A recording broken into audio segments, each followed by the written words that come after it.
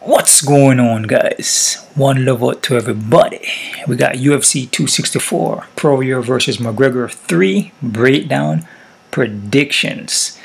Stat card, very good looking card, like every other card out there.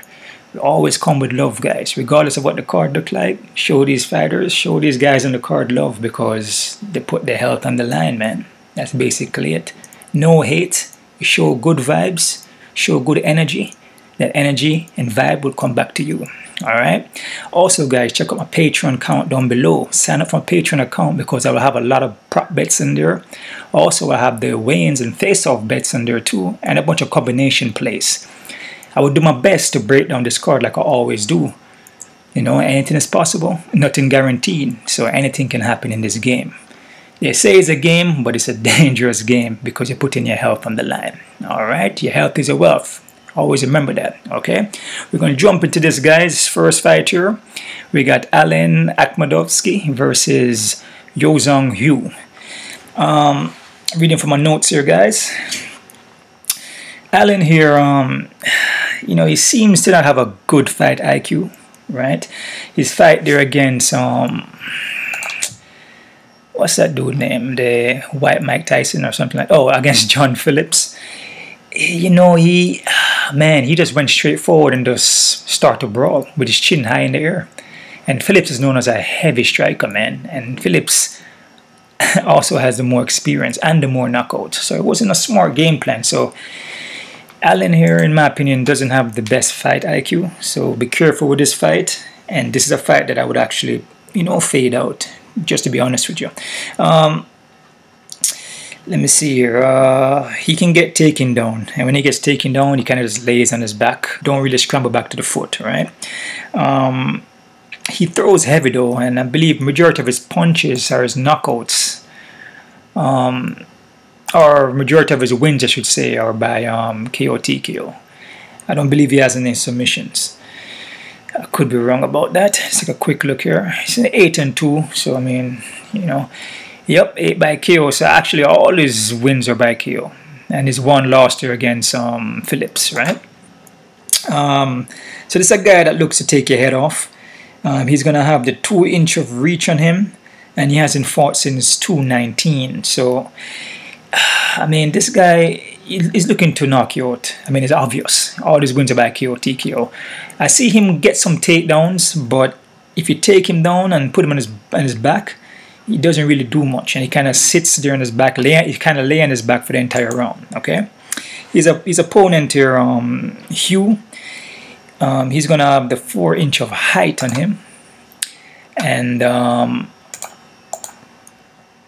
also he's a tad bit slow at the movement, and kind of looks kind of green in there, like not much experience. And he hasn't fought since 2018. His last fight here was against Rashad Cutler, which Rashad Cutler was, you know, was putting their hands on him, right? He's not well-rounded because he can get taken down too and put in his back. His striking is supposed to be like a boxer, but he has holes in his boxing. You know, you can tag him, you can hit him with a jab, you can sidestep him and counter. Let me see here. As I say, he's looking to strike, and he's dropping from light heavyweight and heavyweight. I believe this is going to be his first time at 185, man, at middleweight. This is a guy that fights at 205 and 265, man. I mean, and he's going down to 185 for his first time. As I said, this is a fight, guys, or that I would, you know, if I was you, I would fade it. Or if you want to take a chance, you can go ahead. You know, it depends on what you want to do with my picks, right? I'm going to go with Allen here for the win, but, man, I'm not confident. And I'm going to say Allen by KO, TKO. And you could probably see that in the first or second round because Allen is a first round finisher. If you notice, all his fights are by finishes. In first round, he has some second rounds too. But I would say either the first round or the second. Alright. And yeah, that's basically it. So Allen by KO, TKO, guys. Okay. Next fight here, we got, man, Zhalgas, Zhumagulov versus Jerome, Rivera. Zhalgas here, he trains over there at ATT, American Top Team. He's a decent striker, got decent head movement. he can get taken down though, but he will scramble up back to his foot, right? He will also look for the takedowns, you know. So this guy's pretty well rounded, man. And yeah, he has power in his hands, but the thing about him is that he seems to have a very short reach, and he's not very a tall guy. So sometimes his distance and range is kind of off in that first round, and then sometimes in the second. That's why you can see most of his losses here, because it's like throwing punches, but he has to dive in and throw them. And when he's diving in, he can get countered. So his opponent here, Rivera, man, is going to have a freaking hell of a reach and height on him. He's going to have a 6-inch of height and a 6-inch of reach, man. That's freaking massive. And like I always said, you know, once you have that reach and height, it's like automatically you should win that fight. But not all the time though. But you should, but not all the time though. The majority of Rivera wins though are by submission. So this is a guy that doesn't really have any punching power. I believe he has 0. Yeah, 0 KO. So and you could see it with his stand-up. You know, his stand-up needs work, man. It's not the best stand-up. So he's mostly gonna look for the submissions, and you know, he kind of ride his chin high, and sometimes he might throw a laser kick and can get countered. Just his all-around stand-up, there is no power. His timing, his distancing is not there. You know, so like I said, you can see all submissions. So there's a guy that hunt for submission. You can see by his KO losses, he's been knocked out 3 times, right? Like I said, his striking needs work, and he has no power. So against a guy like Zhalgas, hopefully I pronounced that right. I'm sorry if I didn't. Even though Rivera has a height and reach, man, I mean, it's kind of hard to pick Rivera, man, because like I said, in his last couple fights here, he's been left cross, even though he moved up in weight to 145 and is back down to 125, which at 125 is massive at 125. He's huge at 125. But I mean, and then against Francisco here, I mean, lost a decision. He just, in all these 3 fights, he just doesn't look good. He looks like his mind is not there. He looks lost in there, and his striking is just not there. And even his ground game is getting taken down back to back. And a guy like Zhalgas, man, he's gonna go for that takedown, because if you watch footage of Rivera, you know, his corner or his trainer should be like, yo, just take this guy down and ground and pound. Take this guy down and ground and pound. Even though, you know, Rivera has submissions, but I mean, when was the last time he pulled off a submission? He had a Monty triangle here, but 8 and 5 guy, but that's in LFA. So I mean, as I said, he has a bunch of submissions here, but it's a fight where it's a tricky one, because like I said, Rivera has a height and reach, but he doesn't have the striking. So it's not like he's a good striker. So it's not like he's gonna stay at range and jab you up and throw accurate non-telegraph kicks and pinpoint accurate and know the distance and range and everything like that. He doesn't know how to strike properly. So a guy like Zhalgas, who knows how to strike and is pretty well rounded, he's more well rounded than Rivera. I would have to go with Zhalgas for the win, even though Rivera has a height and reach though. But like I said, there are sometimes the guy has a height and reach, but he doesn't know how to use it, and I feel Rivera does not know how to use it. So I'm gonna go with Zhalgas for the win here. And I'm gonna say Zhalgas by decision, but KO/TKO is possible. But I'm gonna say by decision though.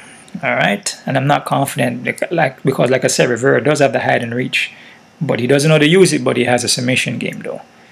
But like I said, anywhere this fight goes, I can see Zhalgas winning, which is going to be more, if Zhalgas can get the takedowns, I can see more winning there than trying to stay on the opening. Even though Rivera doesn't know how to strike properly, he can still even win there too. So anywhere this fight goes, I can see Zhalgas winning this fight. Alright, so Zhalgas by decision, guys. Next fight here, we have Omari Akhmedov versus Brad Tavares. Omari here, he's a very explosive guy, man, very heavy-handed, and he will definitely look for the takedowns, but he always gasses out though. That's the thing. He gets tired after that first round. He pushed so hard. If he doesn't pace himself, he gasses out in that second round, man. Right? Now he has nasty ground and pounds once he gets you down.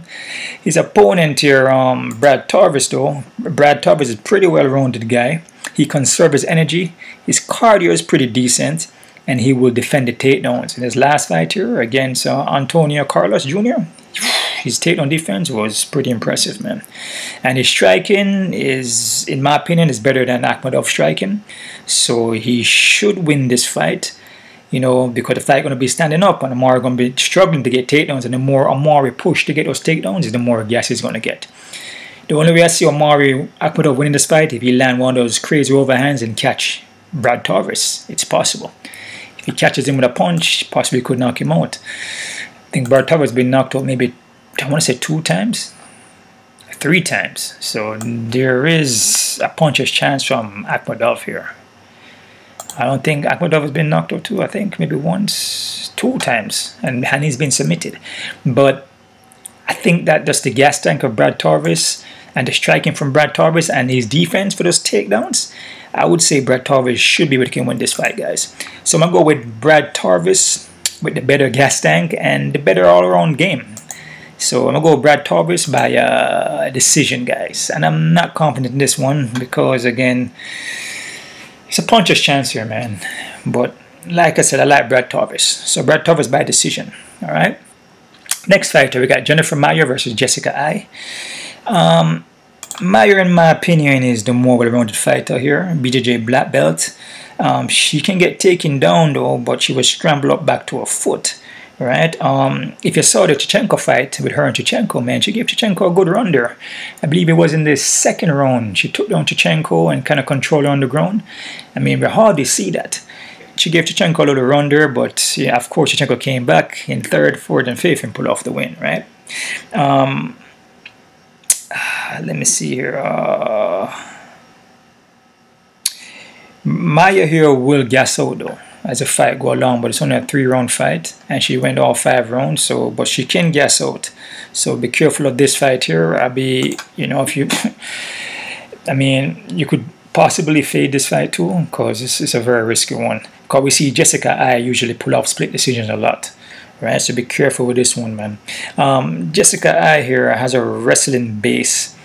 Her striking, in my opinion, man, like I said, I'm not talking crap about these fighters, man. Like I said, hats off to all these guys, but I'm just going to explain to you their skill sets, and it's not to disrespect them. I think her striking still needs work, all right? Still needs work. Kind of flat-footed.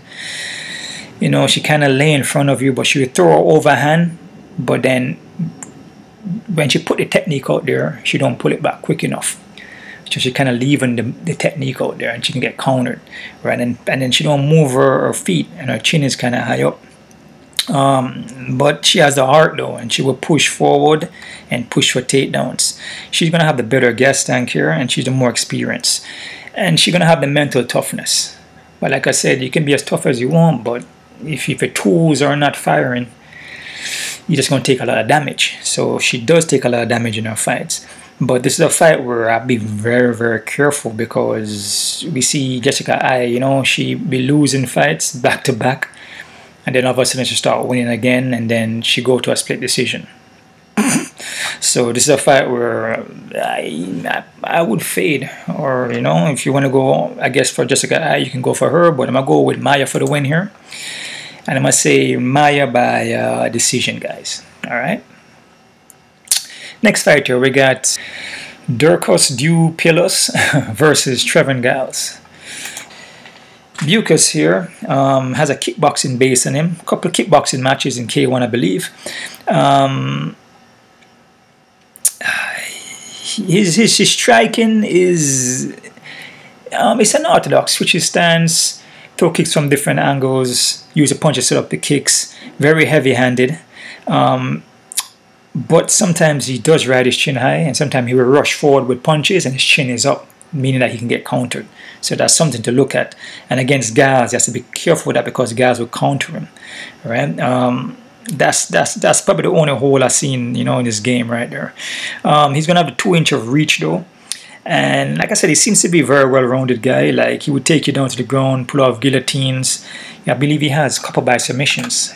I believe like 8 by submission and 7 by KOTQ, I believe. I could be wrong about that. Take a quick look here. He has Oh, 9 by submission and 6 by KO. So this guy's pretty well-rounded guy, man. You know what I'm saying? Like, and I look like he has some wrestling base on him too. So he'll go for the takedowns and then look for the submissions. And his guillotine is his thing. He like to lock up that guillotine, man, which that's Giles' problem. Giles been guillotined a couple times, man. So look out for that in this fight. So this is a guy that will submit you or he will KOTQ you, and is heavy-handed and he throws heavy leg kicks too. Right? His debut was on short notice here, and he pulled off a KOTQ in the first round against Marcus Perez, which was pretty impressive, right? So this guy here is a pretty well-rounded guy, man, and he's a pretty good striker, and his ground game is pretty legit. His opponent here, Trevin Giles. Trevin Giles has a wrestling base, and he's going to have the speed advantage in this fight, but he doesn't defend leg kicks though. I noticed that. It seems like he has a karate striking, kind of like Stephen Thompson kind of vibe going on there. Bounce in and out, kind of land on the feet, will switch his stance up like that. He look to counter you coming in, but his chin is kind of high at times though, and he can get submitted, like I said. And he's been submitted how many times? 2 times by what? Guillotine chokes. So that's something to look out for. And even in the amateur, he got submitted by guillotine choke. So that's his weakness there. And his opponent there, Dricus pulled off 4 by guillotine already. So that's something to look at. He has 1 here, 2, 3, 4 by guillotine. No, 5 by guillotine. No, okay, he lost by guillotine. Yeah, 5 by guillotine, and the other rest is by rear naked choke. So that's something to look at there. But Trevin Giles is light on his feet, forward motion, in and out. But he can get stationary though and kind of sits in front of you at times. This is when he gets tired, and he will gas out. He usually gas out in this fight. Maybe going into the late second round, you can see him start to get tired, right? And he can get taken down, but he will scramble up back to his foot, right? This is the next tough one here because, like I said, Giles is very light in his foot, and he has a lot of lateral movement. So his opponent, Dricus, you know, kind of, you know, he can get flat at times. He more like to sit down on his strikes. So if Giles is moving in and out, you know, Giles could land shots and then move back out. But again, Dricus will look for takedowns as well as Giles will look for takedowns. So this is a fight where it's kind of even, man. These guys are kind of similar in a kind of way, other than really the striking. I think Dricus throws more heavier strikes, but then Giles will actually look for the counters. Man, this is a tough one to call, man. I could see a submission here, man. I'm going to say Dricus by submission, guys. And I'm not confident this one because I could definitely see Giles winning it by maybe a counter. You know, Dricus kind of pressuring forward and he uses footwork and counter him coming in. There's different kind of footwork going on here. Dricus more stationary, Giles more on the movement kind of thing. But I just see a submission by Dricus, man. I see a guillotine choke, guys. I mean, I could be wrong about it. But like I said, guys have a speed advantage. So this is a fight where I'll be very careful with. But I'm going to go with Dricus Duplessis for the win. And I'm going to say Dricus by a submission. I could see a guillotine choke, guys. All right. He's very good with those guillotine choke. Once he locked it on, he lock it on, man. So Dricus by guillotine choke submission. All right. I know I pronounced his name wrong, man, but guys, forgive me for that. Next fight here, we got Ryan Hall versus Ilia Topuria. Ryan Hall here, BJJ black belt, very dangerous on the ground, man. Very dangerous on the ground. He has gotten better too. His striking has gotten better also. He has like a karate stand-up. Like the entire of this card, the guys' stand-ups are pretty much similar. They got Stephen Thompson. You got Ryan Hall. You got Trevin Giles moving kind of similar. You have Sean O'Malley. You have obviously Conor McGregor. So this card is like packed with guys that move the similar kind of Kyokushin karate kind of inside an orthodox kind of movement, right? Like I said, Hall is a pretty dangerous guy on the ground, man, and he likes to roll for your leg, right? An orthodox striking, spinning heel kicks, front kicks, but what he does, he may throw a leg kick then roll for your leg. And he usually rolls for that Imanari roll, man. And then once he lock up on that leg, he's gonna go for your heel. He's gonna go for your knee. Like either which one he gets on that leg, he's gonna tap you out, man. he's gonna have the 3-inch of height and the 2-inch of reach, and he's gonna have the experience here, man. But he hasn't been active though, right? Like I said, his last fight here was 2019, but 2018 one time, 16. So he's not active at all, man. And like I said, he will kick you and then go for jiu-jitsu. And he's mostly a kicker. You don't see much punches from him. His punches don't really pack power. He's mostly spinning heel kicks, spinning back kicks, you see. And like I said, he favors more of a karate kind of stand-up, right? Unorthodox striking. And like I said, the Imanari roll, he loves that. And that's all he's going to do. He's going to kick, maybe throw a punch, and roll. Kick, roll, kick, roll. Can he catch Topuria with that? It's possible. I mean, and it is possible in this game, man. I mean, if he rolls and lock onto Topuria's leg, he definitely can submit him, right? His opponent here, Topuria, he has striking, more heavy striker, more sits down on the punches, more body shots, more hook to the head, and more uppercut, right? He works the body a lot, I see, and majority of his wins are basically by submission, right? I believe he has more submissions than Ryan does, right? Let's see here.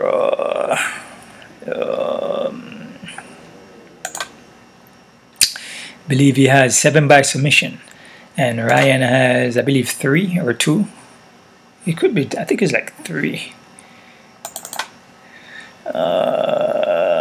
He has 3 by submission, right?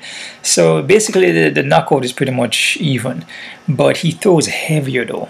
But then this is a risky one because this guy's undefeated, and his last fight was against Damian Jackson. He fought Yusuf Zalal, but like I said, Ryan has a little more experience here.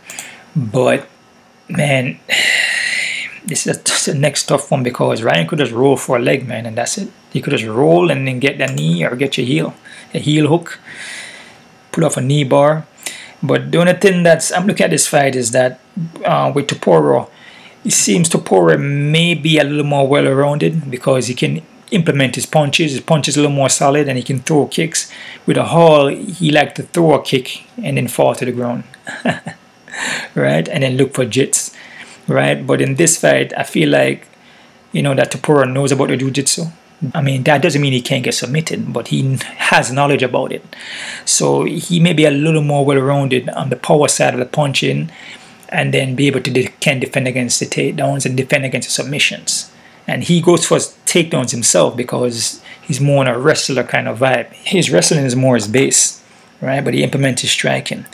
So I'm liking Topuria for this one, man. But again, I'm not confident. And this entire card is pretty much even with the guys in the card. It's pretty much all even, man. It's pretty much similar. And the odds may look very, very close. It should look close. So, yeah, I'm going to go with Topuria for the win here. And I'm not confident, guys, because it can go either way, to be honest with you. If Hall rolls and get his leg and he doesn't defend against that, he will get heel hook. The Imanari roll, if Hall rolls, that could be it. But if Hall rolls and he cannot get him, then Hall gonna lose the fight because Topuria is a very heavy striker. And even though Hall is throwing the spinning heel kicks, yeah, he could land 1 or 2, but it's kind of hard to see Topuria get hit, you know, solid with that. You know, again, anything is possible, but I can see Topuria just beating him down with the punches and avoiding the submissions. So I'm gonna go with Topuria by a decision, guys. I'm not confident. Next fight here, we have Niko Price versus Michael Pereira. Price here, Price is more of a brawler, man. He's gonna have the 3-inch of reach though, right? Which is like I said, any amount of reach, an inch is always good, right? He's gonna keep the pressure on you though, and he will keep coming forward, keep coming forward, keep coming forward. And he has a gas tank on him, but he does get tired, but he will keep coming forward. He's like a zombie, and he takes a lot of damage, and he does get flat-footed at times, man. But he looks to just throw the overhand and brawl. Right, his opponent here, Pereira, he has a capoeira kind of vibe to him, BJJ black belt, unorthodox striking. This guy flips everywhere and hits you from different angle, right? You can't tell when this guy's going to hit you. He's very unorthodox, switch stance. It looks like he's playing around, but he's really not. He's just setting you up to hit you with a technique, right? So he's more of a technician guy here. right? Also, I forget to mention him. Yeah, he's one of the next guys on the card too, who has that movement too, that karate kind of vibe, in and out, elusive movement. So they're stacking this card with guys who fight pretty much similar on the stand-up, right? He's accurate with the striking. He will also look for the submissions, but he will gas out though. I guess if he doesn't have a full camp or he's not taking his training seriously, he will gas out, which we see in a couple of fights. But he's a more technical guy here, man. And just his footwork alone, man. His footwork alone can beat Price, because Price gets stationary and he rushes in and just throw overhand. So if Pereira does what he does with his footwork and move around and do lateral movements, circular movements, in and out, just let the techniques miss him by an inch and counter, then he can win this fight. He can easily win this fight, just as long as he doesn't gas out or get caught with an overhand by Price, because Price does have power. You know what I'm saying? Like I said, I'm not here to disrespect any of these guys. I'm just trying to be honest with you as much as I can. Price does have power, but he brawls a lot. And he's kind of flat-footed. And a guy that moves around like Pereira, it's going to be harder to hit Pereira because he has to dart in and throw that punch. So, and it's going to be a bigger cage. So, I like him Pereira for the win here. And I'm going to say Pereira by KO/TKO, guys. All right? Next fight here.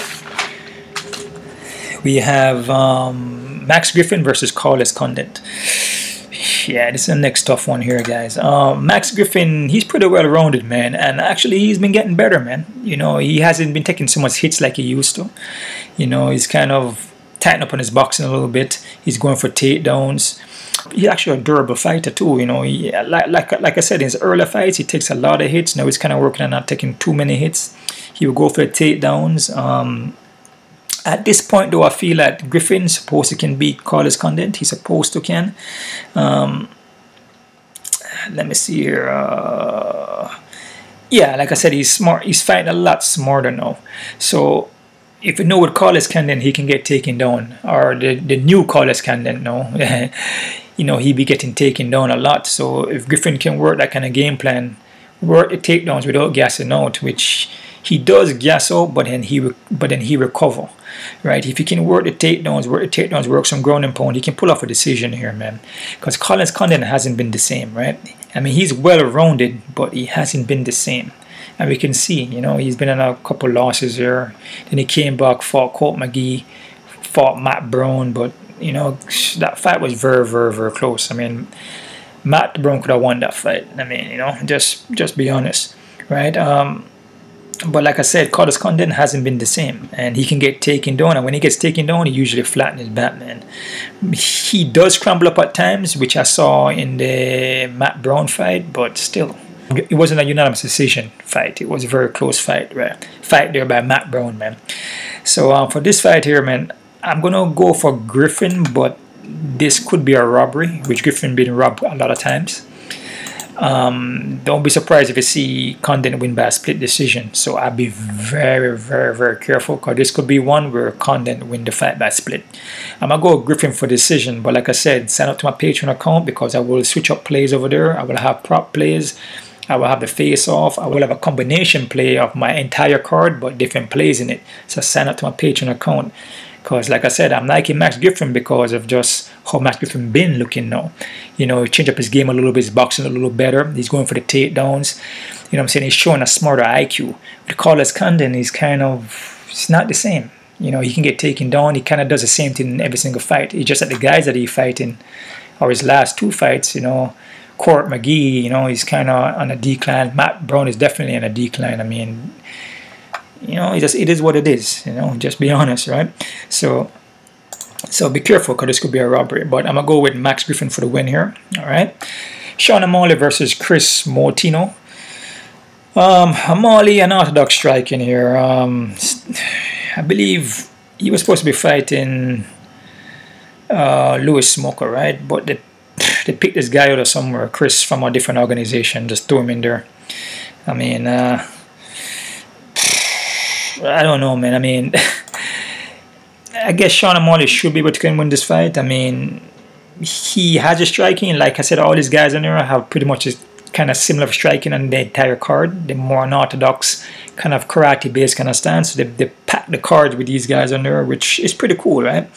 But his ground game is kind of suspect. So a guy with a good ground game most likely could submit Omari. I mean, I'm just being honest, but it is what it is, though. But then he's gonna have the 4-inch of height, and he's gonna have the 2-inch of reach here. The striking is decent, man. I'm not here to disrespect these guys. I'm just telling you what I see, and it could be my opinion, okay? So his striking is decent. You know, his spinning heel kicks, his light in his foot, pretty similar to Stephen Thompson or Conor McGregor striking. He has that striking, but like I said, his ground game is kind of suspect depending on who he's fighting, right? His opponent here, Kris. Kris is kind of short notice, like I said. He's been knocked out twice and been submitted twice. He kind of reminds me of a Sergio Pettis, but just some mannerisms, not the fighting, okay? Not disrespecting the guy, but like I said, he will look for the takedowns, and he only has 1 by submission, and majority of his wins are by decision, and I believe he has 3 by KO TKO. So this is a guy kind of on a short notice, and like I tell you about the short notice fights, guys, and we see this all the time. These guys have nothing to lose, and they're throwing him in there because they're giving Omari a win. Just be honest. They're giving Omari a remember now, this card is a Conor McGregor card, and it's a pay-per-view card, so they're stacking the cards with people who's going to highlight that card. So if you look at the card, stacking it with guys who's supposed to can win, who's supposed to pull off the win, like highlight knockouts, right? So they're stacking it with like Michael Pereira. They got Carlos Condit, Max Griffin. They got Omari. You know what I'm saying? They got Yana Kunitskaya. They have Titus Abasa, Greg Hardy. They have Stephen Thompson. They got, you know what I'm saying? They're stacking it with guys who can perform at that level. And then showcase their skills at a high level, because these are high level guys. It's different than just a regular guy that's throwing an overhand bomb. These guys are on timing and precision and striking and countering. It's like they can see the techniques coming and then pop you and knock you down or knock you out. It's like a technician card, right? So they're stacking the cards with guys who they want to win, and they want to showcase them so they can build them up too, okay? I'm just being honest with you. I mean, Conor McGregor's already built up already, but and then Stephen Thompson already built up, but there's guys on here that they want to showcase too, so they can use them to build them up as the next, say, Conor McGregor. Okay, so Sean Omari, they give them a win here, but like I always tell you, they're giving him a win. That doesn't mean that he's gonna win though. Okay, he has to go in there and perform. So if Kris come in here and say he throws a leg kick, which Omari's, you know, his weakness is his ankles and his leg kicks, and he catches his leg and the legs go out, or he throws an overhand and catch Omari, it's possible. Or he go for a heel hook, or he roll for a leg. He has nothing. This kid here has nothing to lose. He has nothing to lose, but he has a lot to gain though. Because if he goes in there and loses, okay, whatever. At least he fought in UFC. He may get a next fight. If he wins, then hey, he has a lot to win. Because he beat Omari, who's supposed to be like a, you know, like I guess a upcomer as one of the best guys, right? So it's one of those fights where, man, I'm gonna take a look at the odds, and we're gonna see. But I'll be careful with this one, and if you want, you can go under. Okay, so but I'm gonna go with Omari because Omari is supposed to can win this, but I'll be careful with it, guys. Okay, I'm definitely he's gonna have to reach in height, but I'll be careful with it. All right, next fight here we got Irene Aldana versus Yana Kunitskaya. Aldana here, she's gonna have the 2-inch of height. She has decent striking. And the movement is decent. She's well-rounded. She has power though. She has boxing, punching power.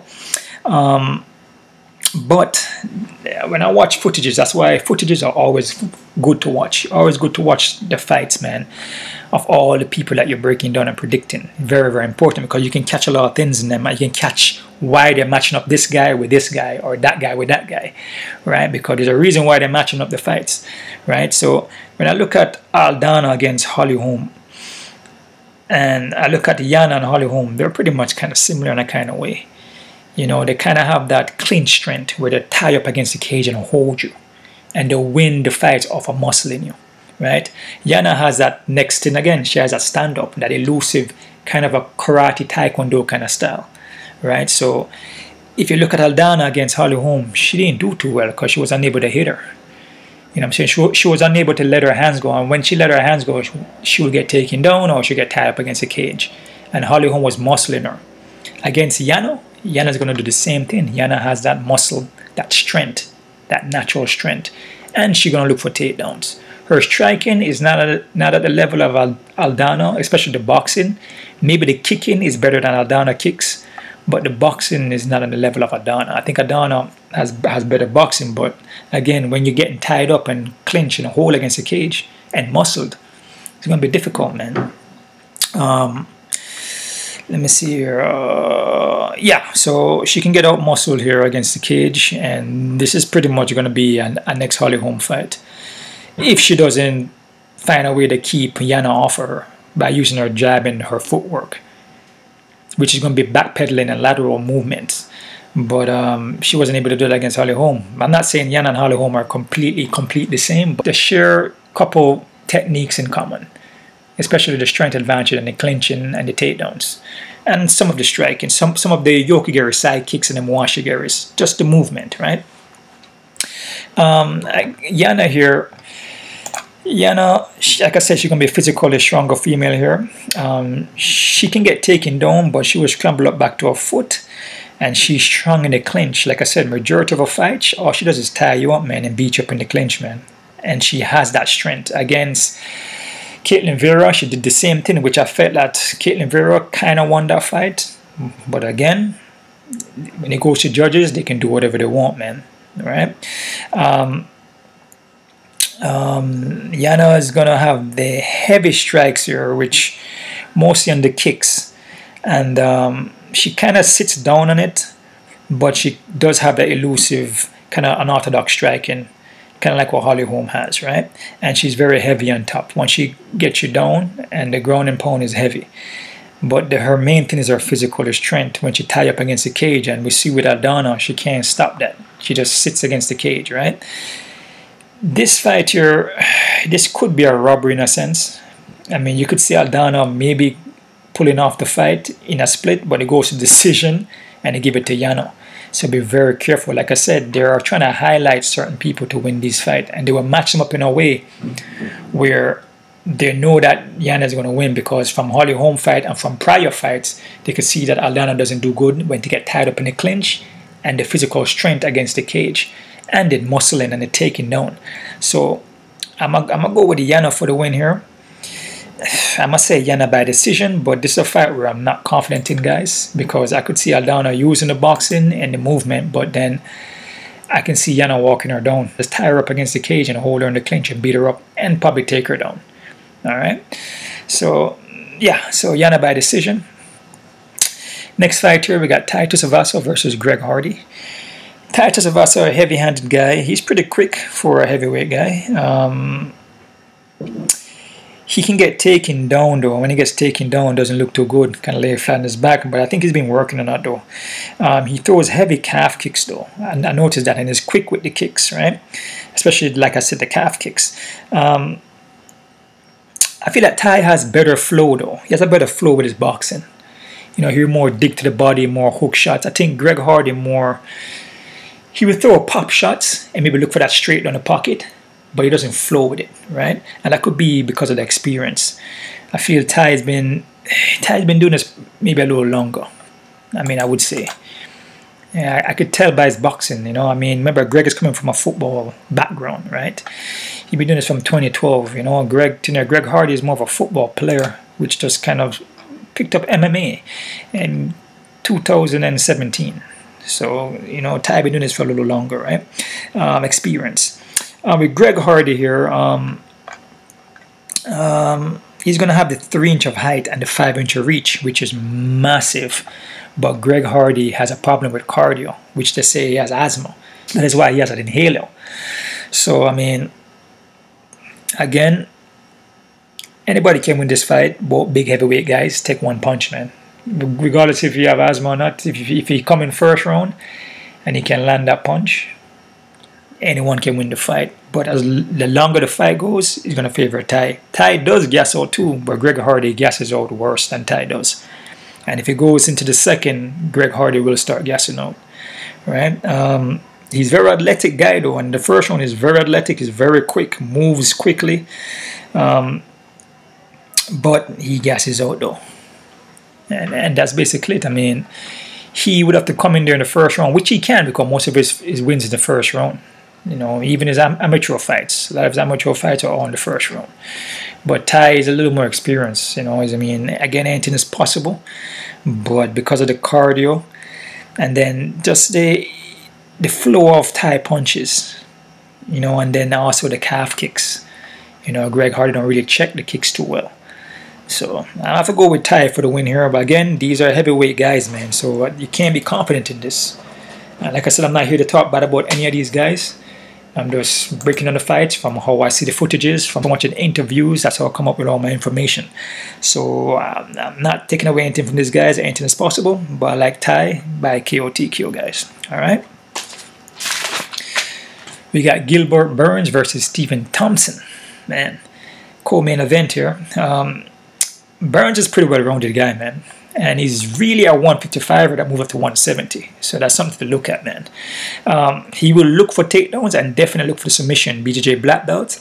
He will pressure you coming forward and he will counter-strike you too, right? But then I've noticed about Burns, though, he doesn't move his head off center line. And if you notice from his fight against Usman, he doesn't move his head off center line. That's why those jabs were knocking him down. That's why the straight punches, overhands were knocking him down, because his head is set in one position. He throws heavy though, and he's a heavy striker, right? But he doesn't move his head off center line though. And with Stephen Thompson, man, if you're not moving your head off center line, it's like a set target. That's perfect. And Stephen Thompson is freaking accurate. Spinning heel kick, his jab, follow up with the straight, spinning back kick, especially spinning heel kick. Right? He usually angle off on you, and if he's angle off and your head is still there, he's gonna catch you, man. Now, this being said, with Stephen Thompson though, he's gonna have the 4-inch of reach, which is massive, which is gonna play a huge factor in this fight. Because if Burns don't move his head, then that jab is gonna be popping him, and then at that distance in the range, Stephen Thompson is good in timing and setting the distance in the range, and you're gonna have the reach on him. He's going to be popping in with jabs all day, right? Stephen Thompson is very well-rounded guy. His ground game is not as good as Burns, right? But he has good takedown defense, though. I've noticed that over the years of the opponents he has fought. I noticed that he sidestep and push off. And the reasons why he has good defense because he keep moving his foot. He's not stationary in one spot. He keep moving all the time. In and out, lateral movement, circular. So it's kind of hard to get a takedown on him. The only time you could get a takedown on him is if he's stationary and then sitting in one spot, which he's hardly, right? So his takedown defense is pretty decent, right? I feel with this fight here, Burns don't move his head. He's going to have to take this fight to the ground. And Burns does gas out in this fight. And he can push a takedown, and he may get the takedowns. I'm not saying he can't. But Stephen Thompson, man, he's just accurate with the striking, man. And it's one of these fights where, again, Burns could catch Stephen Thompson. He could catch him with a punch like he did in his fight against with Conor Usman. He caught him with an overhand. If he catches Stephen Thompson with that overhand, it could knock him out. And sometimes with Stephen Thompson, even though he's moving, he will move in and land his technique, or he will be bouncing, but he's kind of bouncing in front of you to try to counter, and you can catch him with overhand, and that happens a lot, especially on his left side, right? So that's something where you know it's I'm not too confident in this fight because of those reasons, and it all depends, you know, if Stephen Thompson gonna have to be moving. Burns is training with Raymond Daniels, so he can pick up some stuff from Raymond Daniels, like, you know, Raymond Daniels and Stephen Thompson, I kind of have a similar kind of striking, right? Which I have a similar striking myself too. The stand-up, right? Which is a karate base. Kempo karate, Kyokushin mix, or Taekwondo, or Shotoken, right? So it's a similar kind of a movement and flow, right? Or discipline. So Burns been training with Raymond Daniel, so he could pick up some stuff from him, but he would have to catch Steven, man. He would have to catch him. And Burns does counter strike, so he would have to catch him with something, and it's usually to the left. And so I'm going to go with Thompson here for the win, but I'm not confident because Thompson going to have to keep moving. And like I said, Burns has been training like he's on a motorcycle. He's training to like push forward, consider push, but pushing forward is not a good thing against Thompson because Thompson counter strike. But the pressure with takedown, pressure, he's going to need a lot of gas tank for that. He's going to need a lot of cardio. He could gas out Burns. This fight could go either way, to be honest with you. And I feel this is more of a, it's a close fight, man. But the reach and height from Thompson, I feel Thompson, you know, could pull off a decision here. And like I said, Burns don't move his head off center line. It could also be a KO, TKO by Thompson too. That's very possible. And like I said, from Thompson's last fight, he looks very impressive against Jeff Neal and Vincent Lecue. He looks very impressive with those fights, man. Especially against Vincent Lecue. Very, very impressive. And and against Jeff Neal too. He looks very impressive, man.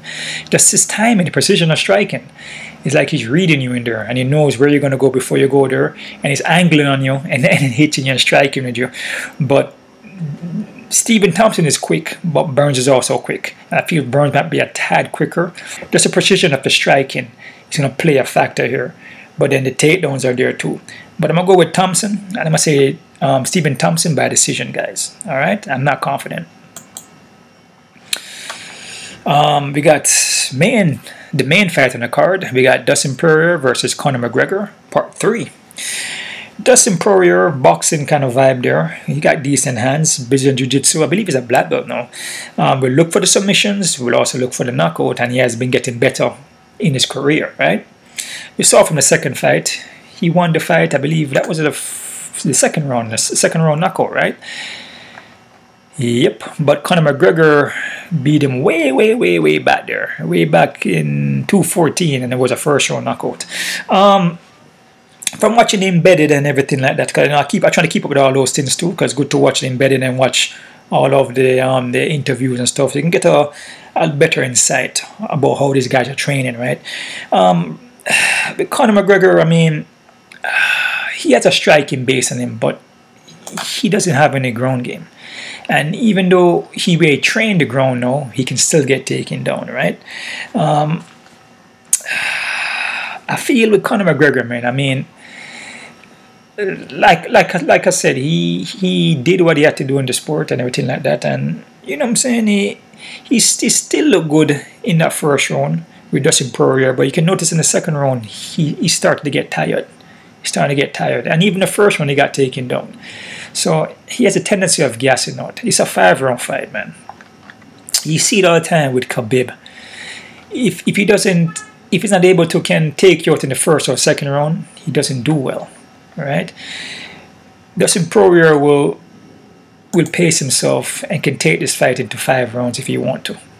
Which he has already. 4-round fight, second, third round, right? He's capable of taking this fight longer, right? But Dustin Poirier does gas too, but I mean, it's just, man, I just feel Conor McGregor, I feel that light, that spark he had, I feel all that was based off his trash talking. I know he's not able to trash talk like that anymore. He doesn't really do that as much anymore. So it's like that's a big part of his game. He's trying to get into your mindset. And if he's not able to get into your mindset, then unfortunately he ain't going to be able to win. Right? So I feel that Dustin Poirier already knows that already. So he doesn't fall for the antics. And that's a big part of Conor McGregor's game. You know, trash talk. He's trying to beat you mentally before you go into that cage. And Conor doesn't do that no more. And even if he does it, you know, if he does it now, or, you know, if you go to the face-off and you see him doing it, I mean, maybe, but then it's not going to work because Dustin Poirier is not going to fall for it. So he has to go in there and then fight. And from what I see from the second fight, I mean, I feel like Dustin Poirier is going to win this fight, man. I just feel Conor McGregor, he doesn't have that edge anymore, and he doesn't want to fight no more. I mean, you could see that against other guys in the sport who are not at that level, or who are kind of faded out, yeah, he might can get a knockout and win. But against the guys who are hungry, like Dustin Poirier and those guys who are, you know, I guess on that level, he's not going to beat those guys. Like the Khabib and all the rest of those guys, he's not going to win because those guys are not going to fall for the antics anymore. Remember, you know, it's a mental game, you know. And what they say 90% is all mental and 10% is just the preparation. So Conor McGregor was 90% freaking destroying these guys mentally. He was in those guys' brains, just destroying them. And then before the guys get to the fight, they're already beaten already. Because for the whole weeks and months go by, he's taunting them, he's trash talking them, the guys are getting pissed off, getting angry. And remember, emotion is your enemy. If you're getting angry before you go fight, watch your things going to happen to you. You're going to forget how to kick, you're going to figure out how to move, you're just going to run forward and just trying to throw a punch. Like what Jose Aldo did, and he got caught. So it's a mental game, man. It's mental. And know that, you know, some guys or certain guys know about his antics, like Dustin Poirier. He's not going to fall for that. So could it be different? Could it be like a Nate Diaz fight when you go back and train again and come back and win? Yeah, it's possible, but I'm going to go with Dustin Poirier though. And like I said, this entire card, man, is pretty much even in my opinion. So it's a good card, and it's a card you got to be very careful with. And like I said, sign up to my Patreon account because I will be having different plays in there as well as prop plays. So I'm going to go with Dustin Poirier, man. I think it's going to be the same outcome, man. I mean, Dustin Poirier was tagging up his legs, kicking his legs. Dustin Poirier was taking him down. I mean, he was beating every single where. Even though Conor McGregor landed that left punch, but you can see there was nothing on the left. He didn't hurt Dustin Poirier. He didn't do nothing really. He didn't even stun him. I mean, it's just one of those things where he can't mentally break these guys no more. So, and like I said, I'm not taking away anything from these guys. Conor McGregor did his thing. He did his promotions. You know, he built his name up. He made a name for himself in the sport. I mean, if you want to say that, you know what I'm saying. And he got into these guys' heads. You know, I guess he made a lot of money. You know, and he has his whiskey and everything like that. He doesn't really need to fight no more. So I guess he's just trying to come back here to show you that, oh, I can win a fight. But I feel Dustin Poirier should win this fight. So I'm going to say Dustin Poirier, guys, by KO TKO. All right. That's it there, guys. Let's take a quick look at the odds here. See what we're working with. Alain Akhmedov. Okay. Zhang plus. Yeah, Alain at 144. Yeah, I could see that happening. But again, man, like I said, this is more of an even fight to me, which could even go even, but I wouldn't mess around with it too much because both guys are just... anything could happen, guys. So be careful with this one, man. Zhalgas, 355. Wow. In a kind of way, man, I don't disagree because Rivera has no stand-up, really. But he does have the reach and height. But what's the reach and height if you don't know how to use it? Like I said, having that reach and height, you should win the fight. But if you don't know how to use it, how are you going to win? The only way I see Rivera winning this fight is by submission. And Zhalgas is pretty much well-rounded in every department, man. So the odds at 355, I really don't disagree with it, man. Tavares, Akhmedov. Tavares at 172. It could be a little bit lower, but I don't really disagree. I can see Tavares winning this fight, man. I feel Tavares is well-rounded in every department. So I don't really disagree with that. Jennifer Maia, Jessica I. Even though Maia looks good against Shevchenko, you know, but like I said, with these fights here, man, especially Jessica I and Maia, I would have this at even because we do see fights with I pulling off a split decision wins, man. Especially, you know, you just never know, guys. It just I disagree with this odds here. This fight here, Maia and I, it should be an even fight because I do see you know, you just never know if she can get takedowns and then avoid submissions or avoid getting knocked out or whatever. And she does push forward and she does take a lot of hits and she has a mental heart to keep on pushing forward and put you against the cage and grind out a win. she could get a split decision here. So I disagree with this one, man. Be very careful with this one. Trevin, Giles, and Dricus. Totally agree with this. This is an even fight. Totally agree. Both guys kind of similar. Trevin Giles has more of an elusive kind of a karate kind of flow. Yeah. And guys, both guys are pretty much experienced. I believe Dricus has more of a kickboxing base on him though. But we see with Giles, he gets submitted by guillotines, and Dricus has some guillotine chokes in him, and if he's able to lock that up, you could see a submission here. But I would say even fight. Be very careful, and it's about right. Topuria, Ryan Hall. Yee! No. Oh, no way. No way, guys. That's not right. Topuria should not be negative 250 at all. This is an even fight. And the reasons for that, because Hall is pretty damn good on the ground, and he usually gets the leg locks, and he usually gets his submission. And Topuria is 10-0, sure, but Hall is more experienced guy. There's no way this fight should be negative 250 for Topuria. It's totally off. If it's anything, Hall should be the favorite by a little, but it's an even fight. Now that I see this, be very, very, very, very careful. I actually have Topuria winning, because he has a submission game, but he can still get caught though. 3 rounds, anything can happen, man. Hall could roll for the Imanari roll, anything can happen. Anything can happen. But Topuria is supposed to can win, but the odds on him is so high. It's crazy. Be very careful. Michael Pereira and Niko Price. Oh boy. This could be a little bit lower, but I could see Pereira being favorite though, to be honest. But it could be a little bit lower, a little bit close. A little bit closer, not even though, because Niko Price has heavy hands, and if Pereira gets tired in there and just start to backpedal, and then Price is just running him down and eating shots and not getting knocked out, because Price is a zombie, man. He keep coming forward. Like I said, there are guys in this sport that will eat a shot to deliver a shot, man. Niko Price is one of those guys. He will eat a shot to deliver a shot. So if Michael Pereira is hitting him and he's not going down and he's getting tired in there, you can see Niko Price winning this fight. So be very careful. This is the next risky one here. I have Michael Pereira winning, but I would say the odds should be a little bit lower though. Close to even, but Pereira probably leading by a little bit. Carlos Condit, Max Griffin. Ooh, so this is the next one here where I'll be careful with it too, man, because I could see Condit pulling off a split.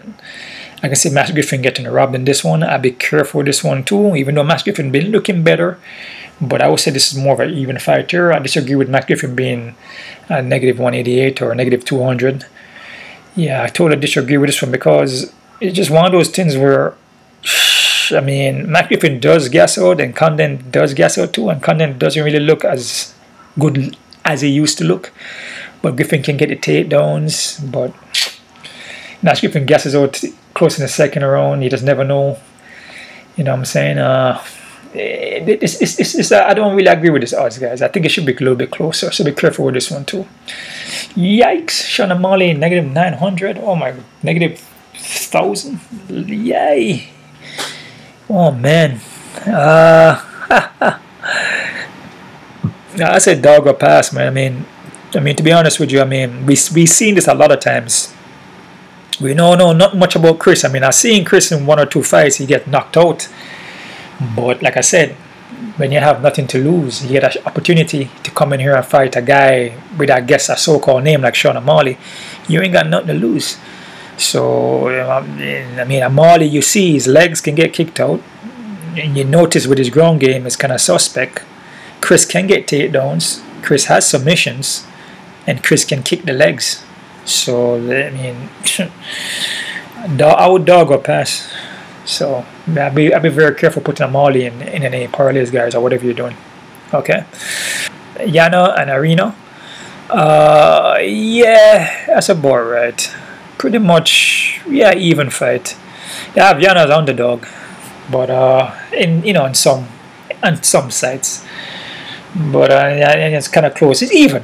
Kind of even. Yana kind of slight underdog. Yeah, it's about right. I can see this fight going either way. I mean, I can see Aldana, catching her with a punch and knocking her out. That's very, very freaking possible. But then there's a strength factor. And the strength factor is Yana clinching and holding against the cage and taking her down like what Holly Holm did. So yeah, I mean, Yana is slight underdog here, which I have Yana winning. So as I said, close to even fight, man, which is even. So there you go. All right. Gregor Hardy, Titus Avaso. Okay. Okay, he has a ball right, kind of close to even. Ty being the favorite. Yeah. Gilbert Burns, Stephen Thompson. Yeah, the odds is pretty much. Stephen Thompson is another favorite there, you know. Again, I said anything is possible here. You know, Burns can land a punch or just land an overhand, and Thompson don't, you know, he doesn't move quick enough like he usually does. He does move quick, but if he doesn't take his head off the center line quick enough, he could get knocked out. It's possible. Anything's possible in this game, man. The same thing for Burns. Burns don't move his head though. Burns don't move his head at all. So it more favors Thompson to knock out Burns. But yeah, I mean, the odds are about right on that. Could be slightly a little bit lower, but it's about right though. And Conor McGregor and Dustin Poirier, yep, it's pretty much even fight. Yep, I mean, Conor McGregor could come in here and land an overhand left, or land a straight left in the pocket. It's possible, or land that body shot. It's possible. But I like Poirier though, so I don't disagree with the odds in this one. The only odds that I disagree with is the Sean O'Malley and Kris, because like I said about when the odds are so drastically high like this. And Sean O'Malley, I feel like he's not proven yet. He fought his last fight against Chito Vera, and his leg got kicked out to damage his leg, got ground and pounded. Like I said, he just hasn't been really tested at that level. You know what I'm saying? He hasn't really fought a guy with good jiu-jitsu, like it's gonna pressure him like that. I mean, he fought Thomas Almeida, but I mean, Thomas Almeida has not been looking good at all. You can see by his losses back to back. You know what I mean? And like I said, I'm not saying Sean O'Malley is not a good fighter, but you know what I'm saying? They're giving him fights that he could win right now because they're trying to build him up. That's just basically it. I'm not saying that he's not good though, but there's holes. And if you fight somebody that's with a good ground game and you know a decent striking, it could give him problems. Yes, I don't agree with the Sean O'Malley there. Be careful with that one. Max Griffin and Condit, be careful with that one. Michael Pereira, Niko Price, be careful with that one. The Hall and Topuria, be very careful with that one. You be very careful with that one, man. Because you can see Hall rolling for knee, man. Ilia and Maia, be careful. Definitely be careful with that one. Definitely. I think that's about it. Yeah, just the Maia and I.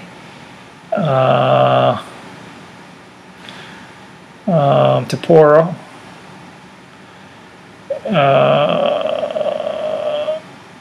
Condit and Griffin, Molly. Yeah, I think those are the only fights right there. Alright guys, so those are my odds breakdown there.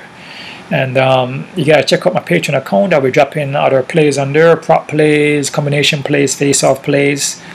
And yeah guys, that's about it. Give me some thumbs up. Give me some love on the channel, man. I need more subscriptions. I need more Patreon people to sign up to my Patreon account. You show me that love, I get the love back, and that's where it goes. You give love, you get love back, man. All right. One love out to everybody. Keep on kicking, and